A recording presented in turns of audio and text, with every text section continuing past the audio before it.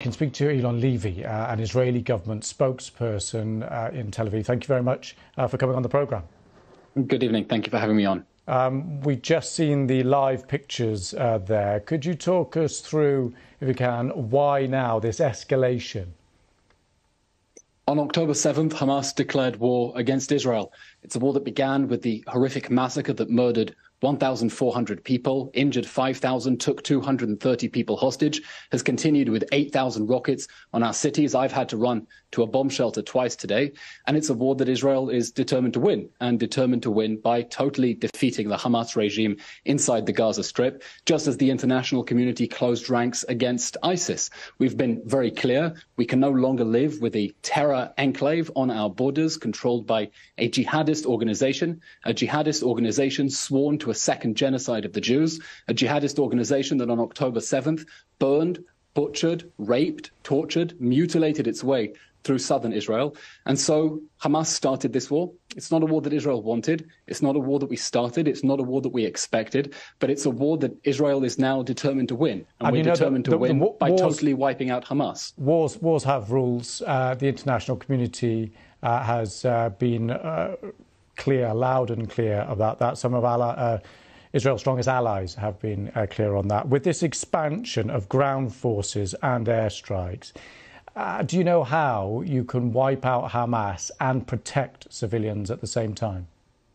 Israel takes its obligations towards international law and the laws of war very seriously. That's why we're doing everything we can to minimize civilian casualties in Gaza, despite Hamas's best efforts to maximize them.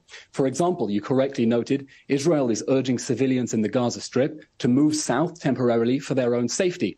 The reason is that Hamas has embedded itself deep within civilian areas, building that network of tunnels in the Gaza Strip under homes, under schools, under hospitals. Just today, the IDF released intelligence showing that Hamas's command bunker is situated underneath the Shifa hospital in the Gaza Strip, which is, of course, a war crime to use civilians as human shields in that way. So Israel is doing its best to get civilians out of harm's way. This is a war that Hamas waged on us, and we're fighting back against Hamas, not against Gaza, not against the Palestinians, against Hamas. We're urging civilians to get out of the way, and we're continuing with our operations to target Hamas within the Gaza Strip, because we will not go back to 6 in the morning on October 7th. We will not go back to a world in which a jihadi regime on our borders can invade at will and burn whole families in their homes. That will not happen, and that's why this war will end with the defeat of Hamas. And is this tonight the start of this major ground incursion that's been previewed for a couple of weeks now?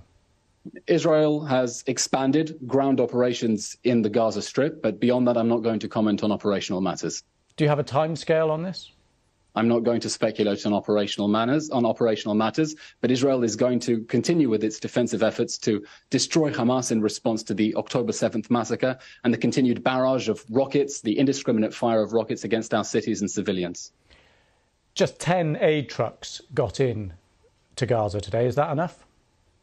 We want to see humanitarian aid reach the people of the Gaza Strip through the Rafah border crossing with Egypt.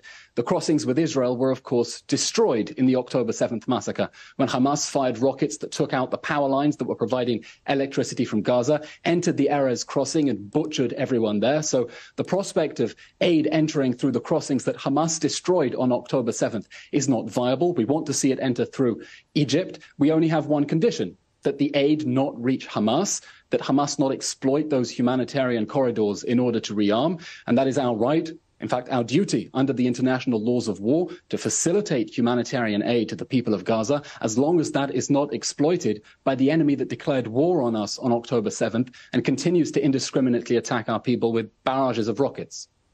Yeah, Mr. Levy, thank you very much for coming on the programme. Thank you. Thank you very much. Anytime. Just as we were talking there were more flashes just here.